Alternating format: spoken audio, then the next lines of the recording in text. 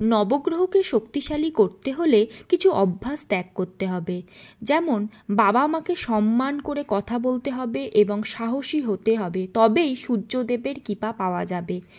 চাঁদ, খারাপ চিন্তা মাথা থেকে দূর করতে হবে। মঙ্গল, মাথা গরম করলে হবে না, রাগ ত্যাগ করতে হবে। বৃহস্পতি, গুরু বা বিদ্যাকে কখনোই অপমান করা যাবে না। শুক্র, কু অভ্যাস বা অসৎ কর্ম ত্যাগ করতে হবে। শনি, আলস্য ত্যাগ করতে হবে, অর্থাৎ অলস হলে চলবে না, কর্মঠ হতে হবে। রাহু, বাথরুম সবসময় পরিষ্কার পরিচ্ছন্ন শুকনো রাখতে হবে। কেতু, পরিবারের খেয়াল রাখতে হবে। বুধ, মিথ্যা কথা বলা বন্ধ করতে হবে।